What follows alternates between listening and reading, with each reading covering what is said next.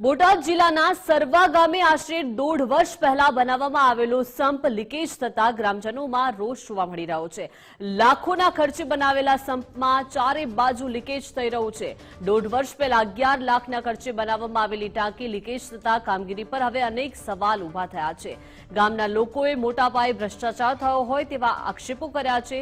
ગ્રામજનોના આક્ષેપો બાદ સિંચાઈ વિભાગના ઇન્ચાર્જ DEKN પટેલ સરવા ગામે સંપમાં લીકેજ થયું હોવાની વાત સ્વીકારી હતી અને કોન્ટ્રાક્ટરને નોટિસ આપવામાં આવી હોવાનું પણ જણાવ્યું હતું। ત્યારે હવે તંત્ર દ્વારા આ મામલે ઝડપથી અને સંતોષકારક કાર્યવાહી થાય તે જરૂરી છે, અન્યથા ગ્રામજનોનો આક્રોશ વધુ ઉગ્ર બની શકે છે।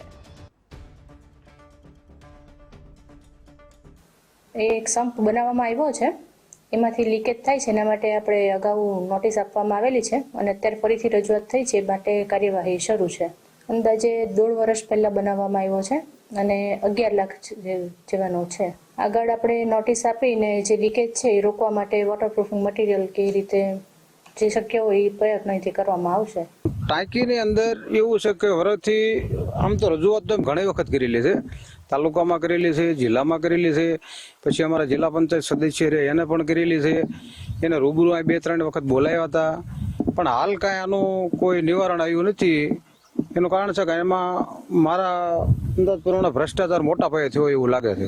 ટાંકીમાં શું તકલીફ છે? ટાંકીમાં પાણી ભરો એટલે પાણી રહેતું નથી અને બધી બાજુ પાણી નીકળે છે। અને આ ટાંકી અમારા ગામની માટે ઉપયોગી ટાંકી હતી, પણ આ ગામ રહ્યું અડધું પોણું ગામ આ ટાંકીમાંથી પાણી પીવે એવું છે। પણ ટાંકીમાં એટલો ભ્રષ્ટાચાર કરેલો છે કે અમે રજૂઆત કરવા છતાંય આનું કાંઈ નિવારણ આવ્યું નથી। બનીને ત્યારથી મેં એનો વિરોધ કરેલો હતો અને અત્યારે તમે જોવો તો બધી કોરથી પાણી જાય છે અને પાણી ખરેખર ટકતું નથી। અને હાલમાં એવું લાગે છે કે આમાં કંઈક ભ્રષ્ટાચાર થયો એવું તો દેખાય છે। એમ આ ટાંકી બની એનો તો લગભગ 1 વર્ષ જેવું થવા આવ્યું અને અમે પંચાયત તરફથી ચાલુ કર્યું છે પાણીની, એના લગભગ 6 મહિના થયા, પણ પાણી ટકતું નથી। એમ રજૂઆત કરેલી કે? આ રજૂઆત કરેલી છે। ખરેખર બહુ મોટા પ્રમાણમાં ભ્રષ્ટાચાર થયો છે અને બોગસ કામ કર્યું છે અને થયું છે, બરોબર। અમે અનેક વખત રજૂઆત કરી, જિલ્લા પંચાયતના સદસ્યને પણ કીધી, એમને જિલ્લા પંચાયતના એને અમારા સદસ્ય છે ને એને પણ રજૂઆત કરી, તોય ધ્યાને ન લીધું।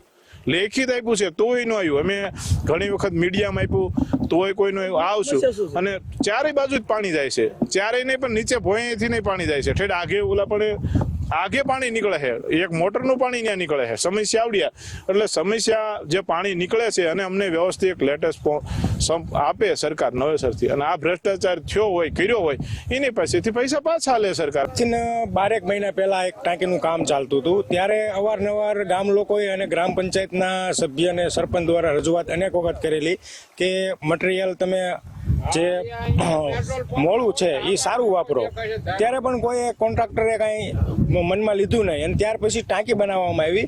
અને અગાઉ પણ ઘણીવાર રજૂઆત કરેલી છે, મીડિયા દ્વારા લેખિત મૌખિક ઘણીવાર રજૂઆત કરી, હજી આજ સુધી કોઈ દિવસ એનો નિવાડો આવ્યો નથી। ઘણીવાર ઘણા લોકોએ અહીંયા વિડીયો બનાવી અને સોશિયલ મીડિયામાં પણ વાયરલ કરેલા, પણ તો ટાંકીની સમસ્યા પાણી ભરે એટલે અંદાજિત જે 5 કલાકમાં ટાંકી પાણી ભરાઈ જવું પડે એ 10 કલાકમાં પણ ભરાતી નથી।